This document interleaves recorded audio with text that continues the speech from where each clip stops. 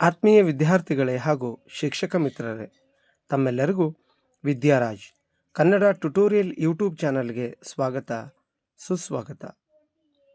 ಇಂದಿನ ತರಗತಿಯಲ್ಲಿ ನಾವು ಡಾಕ್ಟರ್ ಯು.ಆರ್. ಅನಂತಮೂರ್ತಿ ಅವರು ಬರೆದಿರುವ ಸುರಗಿ ಎಂಬ ಆತ್ಮಕಥನದಿಂದ ಆಯ್ಕೆ ಮಾಡಿಕೊಂಡಂತಹ ಅಮ್ಮ ಎಂಬ ಪಾಠದ ಪ್ರಶ್ನೋತ್ತರಗಳನ್ನು ತಿಳಿದುಕೊಳ್ಳುವ ಪ್ರಯತ್ನವನ್ನು ಮಾಡೋಣ.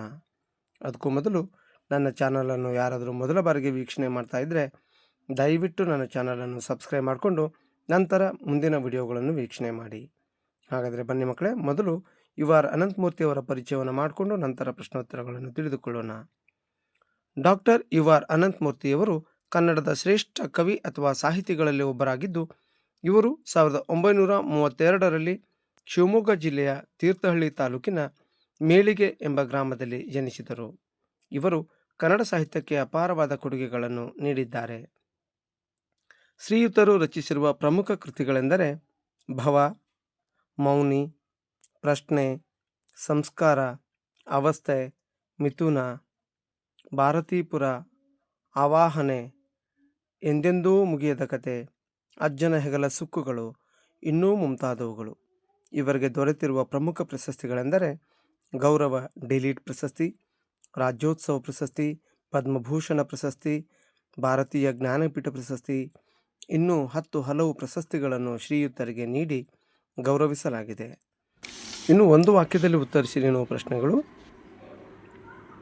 ಬಾಲ್ಯದಲ್ಲಿ ಲೇಖಕರು ಭಯವಾದಾಗ ಯಾವ ಮಂತ್ರವನ್ನು ಹೇಳಿಕೊಳ್ಳುತ್ತಿದ್ದರು? ಅರ್ಜುನ ಫಲ್ಗುಣೋ ಪಾರ್ಥಃ ಕಿರೀಟಿ ಶ್ವೇತವಾಹನ ಎಂಬ ಮಂತ್ರವನ್ನು ಹೇಳಿಕೊಳ್ಳುತ್ತಿದ್ದರು.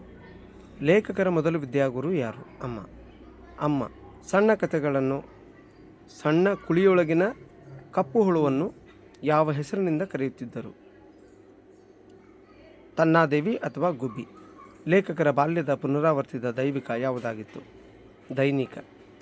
ಇವತ್ತು ಮೇಷ್ಟಿಗೆ ಜ್ವರ ಬರಲಿ ದೇವರೇ ಎಂದು ಮನಸ್ಸಿನಲ್ಲೇ ಪ್ರಾರ್ಥಿಸುವುದು ಪುನರಾವರ್ತಿತ ದೈನಿಕವಾಗಿತ್ತು. ತಿಂಗಳಿಗೊಮ್ಮೆ ಕಾಫಿ ಬೀಜವನ್ನು ತಂದು ಕೊಡುತ್ತಿದ್ದವರು ಯಾರು?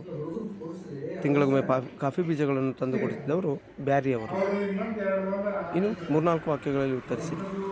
ಲೇಖಕರ ಅಕ್ಷರಾಭ್ಯಾಸ ಆರಂಭವಾದದ್ದು ಹೇಗೆ? ಇದು 2-3 ವಾಕ್ಯಗಳಲ್ಲಿ ಉತ್ತರಿಸಿ ಎನ್ನುವ ಪ್ರಶ್ನೆಗೆ ಬರುತ್ತೆ ಮಕ್ಕಳು. 2 ಅಂಕದ ಪ್ರಶ್ನೆಯಾಗಿ ನಿಮಗೆ ಬರುತ್ತೆ. ಮಳೆಗಾಲದ ಆರಂಭಕ್ಕೆ ಮುನ್ನ ಮಲೆನಾಡಿನಲ್ಲಿ ಏನೆಲ್ಲ ಸಿದ್ಧತೆಗಳನ್ನು ಮಾಡಿಕೊಳ್ಳಬೇಕಿತ್ತು? ಇದು ಸಹ 2 ಅಂಕದ ಪ್ರಶ್ನೆ.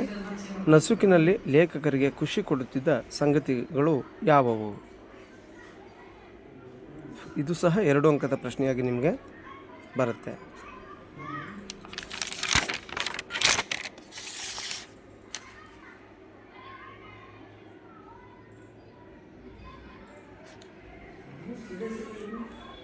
ಇನ್ನು ಮುಂದಿನ ಪ್ರಶ್ನೆ: ವಿಶೇಷ ಪದಾರ್ಥಗಳನ್ನು ಕಡವಾಗಿ ಪಡೆಯುತ್ತಿದ್ದ ಹಾಗೂ ತೀರಿಸುತ್ತಿದ್ದ ಬಗೆ ಹೇಗೆ? ಪದಾರ್ಥಗಳನ್ನು ಕಡವಾಗಿ ಆ ಬ್ಯಾರಿಯವರಿಂದ ಪಡ್ಕೊಂಡು ಮತ್ತು ಅದನ್ನು ತೀರಿಸ್ತಾ ಇದ್ರಲ್ವ, ಯುಗಾದಿಯಿಂದ ಯುಗಾದಿಗೆ, ದೀಪಾವಳಿಯಿಂದ ದೀಪಾವಳಿಗೆ. ಇನ್ನು 5-6 ವಾಕ್ಯಗಳಲ್ಲಿ ಉತ್ತರಿಸಿದ್ದು 4 ಇಲ್ಲ 3 ಅಂಕದ ಪ್ರಶ್ನೆಯಾಗಿ ನಿಮಗೆ ಬರುತ್ತೆ. ಮಲೆನಾಡಿನಲ್ಲಿ ಹುಲಿಗಳಿಂದಾಗುತ್ತಿದ್ದ ತೊಂದರೆಯ ಬಗ್ಗೆ ಹೇಗೆ ವರ್ಣಿಸಲಾಗಿದೆ? ಮಲೆನಾಡಿನಲ್ಲಿ ಹುಲಿಗಳಿಂದಾಗುತ್ತಿದ್ದ ತೊಂದರೆಯ ಬಗ್ಗೆ ಹೇಗೆ ವರ್ಣಿಸಲಾಗಿದೆ? ಇದು ಅಪ್ಲೈಡ್ ಪ್ರಶ್ನೆ, ಪಾಠದಲ್ಲಿರುತ್ತೆ. ಓದ್ಕೊಂಡ್ರೆ ನಿಮಗೆ ಬೇಗ ಅರ್ಥ ಆಗುತ್ತೆ. ಇದು 4 ಅಂಕದ ಪ್ರಶ್ನೆಯಾಗಿ ಆದರೂ ಬರ್ಬೋದು, ಇಲ್ಲ 3 ಅಂಕದ ಪ್ರಶ್ನೆಯಾಗಿ ಆದರೂ ನಿಮಗೆ ಬರ್ಬೋದು. ಇನ್ನು 2ನೇ ಪ್ರಶ್ನೆ: ಒರಿಜಿನಲ್ ಹಾಗೂ ಚರಟದ ಕಾಫಿಯನ್ನು ಸಿದ್ಧಗೊಳಿಸುತ್ತಿದ್ದ ಬಗೆಯನ್ನು ವಿವರಿಸಿರಿ. ಒರಿಜಿನಲ್ ಕಾಫಿ ಮತ್ತು ಚರಟದ ಕಾಫಿ ಇದನ್ನು ಹೇಗೆ ಸಿದ್ಧತೆ ಮಾಡ್ತಾಯಿದ್ರು ಎಂಬುದನ್ನು ಬರಿಬೇಕು. ಇದು ಸಹ 3 ಅಂಕದ ಪ್ರಶ್ನೆಯಾಗಿ ಆದರೂ ಬರ್ಬೋದು, 4 ಅಂಕದ ಪ್ರಶ್ನೆಯಾಗಿ ಆದರೂ ನಿಮಗೆ ಬರಬಹುದು. ಇನ್ನು ಸಂದರ್ಭ ಸಹಿತ ಸ್ವಾರಸ್ಯ ವಿವರಿಸಿರಿ. ಸರಸ್ವತಿ ನಮಸ್ತುಭ್ಯಂ ವರದೇ ಕಾಮರೂಪಿಣಿ. ಆಯ್ಕೆ: ಈ ವಾಕ್ಯವನ್ನು ಯು.ಆರ್. ಅನಂತಮೂರ್ತಿಯವರು ಬರೆದಿರುವ ಸುರಗಿ ಎಂಬ ಕಥನದಿಂದ ಆಯ್ಕೆ ಮಾಡಿದ ಅಮ್ಮ ಎಂಬ ಗದ್ಯ ಭಾಗದಿಂದ ಆರಿಸಿಕೊಳ್ಳಲಾಗಿದೆ. ಈ ಪಾಠದಿಂದ ಬರುವ ಎಲ್ಲ ಸಂದರ್ಭಗಳಿಗೂ ಇದೇ ಆಯ್ಕೆಯನ್ನೇ ಬರೀಬೇಕು. ಸಂದರ್ಭ ಮತ್ತು ಸ್ವಾರಸ್ಯ ಬೇರೆ ಬೇರೆಯಾಗಿ ಇರುತ್ತೆ. ಇನ್ನು ಮುಂದಿನ ಸಂದರ್ಭ, ನನಗೂ ಹೆಣ್ಣು ಮಕ್ಕಳಂತೆ ಉದ್ದ ಕೂದಲಿತ್ತು. ನನಗೂ ಹೆಣ್ಣು ಮಕ್ಕಳಂತೆ ಉದ್ದ ಕೂದಲಿತ್ತು. ಆಯ್ಕೆ ಮೊದಲಿನ ಸಂದರ್ಭದ ಆಯ್ಕೆಯೇ. ಸಂದರ್ಭ ಮತ್ತು ಸ್ವಾರಸ್ಯ ಬೇರೆ ಬೇರೆಯಾಗಿರುತ್ತೆ.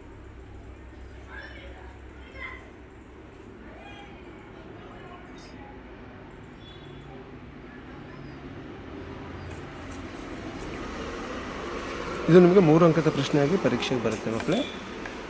ಇನ್ನು ನೆಕ್ಸ್ಟ್ ಮುಂದಿನ ಸಂದರ್ಭ, ಇವತ್ತು ಮೇಷ್ಟಿಗೆ ಜ್ವರ ಬರಲಿ ದೇವರೇ. ಆಯ್ಕೆ ಮೊದಲಿನ ಸಂದರ್ಭದ ಆಯ್ಕೆನೇ ಆಗಿರುತ್ತೆ. ಸಂದರ್ಭ ಮತ್ತು ಸ್ವಾರಸ್ಯ ಬೇರೆ ಬೇರೆಯಾಗಿರುತ್ತೆ.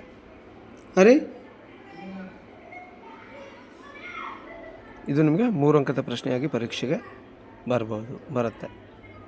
ಇನ್ನು ಮುಂದಿನ ಪ್ರಶ್ನೆ, ನನಗೋ ಎಲ್ಲೋ ಒಂದೊಂದು ಸಲ ಸಾರಿ ಈ ಕಾಫಿಯ ಪುಣ್ಯ ಸಿಗುತ್ತಿತ್ತು.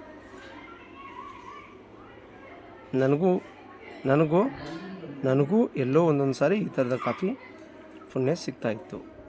ಆಯ್ಕೆ ಮೊದಲನೇ ಸಂದರ್ಭದ ಆಯ್ಕೆನೇ. ಸಂದರ್ಭ ಮತ್ತು ಸ್ವಾರಸ್ಯ ಬೇರೆ ಬೇರೆಯಾಗಿರುತ್ತೆ. ನೆನಪಿಟ್ಕೊಳ್ಳಿ, ಇದು ನಿಮಗೆ 3 ಅಂಕದ ಪ್ರಶ್ನೆಯಾಗಿ ಬರಬಹುದು. ಇನ್ನು ಮುಂದಿನ ಸಂದರ್ಭ, ನನಗೆ ಚೆರಟದಲ್ಲಿ ಕಾಫಿಯೋ.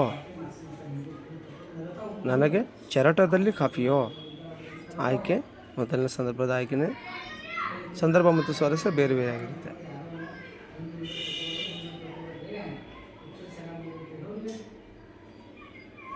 ಇನ್ನು ಮುಂದಿನ ಪ್ರಶ್ನೆಗಳು, ಕೊಟ್ಟಿರುವ 4 ಉತ್ತರಗಳಲ್ಲಿ ಸರಿಯಾದ ಉತ್ತರವನ್ನು ಆರಿಸಿ ಬರೆಯಿರಿ. ಮೊದಲನೇ ಆನ್ಸರ್ ಕೃಷ್ಣಪ್ಪಯ್ಯ, 2ನೇದು ಹಲಸಿನ ಹಣ್ಣು, 3 ಹರಟೆ, 4 ಆದೇಶ ಸಂಧಿ, ಇನ್ನು 5 ಶರ್ಕರ. ಇನ್ನು ಅಭ್ಯಾಸದ ಚಟುವಟಿಕೆ, ಸಮಾಸ ಎಂದರೇನು? ಸಮಾಸಗಳಲ್ಲಿ ಎಷ್ಟು ವಿಧ ಪಟ್ಟಿ ಮಾಡಿ. ತತ್ಪುರುಷ ಸಮಾಸ ಎಂದರೇನು? ಕರ್ಮಧಾರೆಯ ಸಮಾಸದ ಎಂದರೇನು? ಇನ್ನು ದ್ವಿಗು ಸಮಾಸ ಎಂದರೇನು? ಉದಾಹರಣೆ ಕೊಡಿ. ಆತ್ಮೀಯ ವಿದ್ಯಾರ್ಥಿಗಳೇ, ಈ ವಿಡಿಯೋ ನಿಮಗೆ ಉಪಯುಕ್ತವಾಗಿದೆ ಎನ್ನುವುದು ನನ್ನ ಭಾವನೆ. ಈ ವಿಡಿಯೋ ನಿಮಗೂ ಸಹ ಉಪಯುಕ್ತವಾಗಿದೆ ಅಂತ ಅನಿಸಿದರೆ ದಯವಿಟ್ಟು ನನ್ನ ಈ ವಿಡಿಯೋವನ್ನು ಲೈಕ್ ಮಾಡಿ, ಶೇರ್ ಮಾಡಿ, ಕಮೆಂಟ್ಸ್ ಮಾಡಿ. ಹಾಗೆಯೇ ನನ್ನ ಈ ಚಾನಲನ್ನು ಸಬ್ಸ್ಕ್ರೈಬ್ ಮಾಡಿಕೊಳ್ಳಿ. ಧನ್ಯವಾದಗಳು.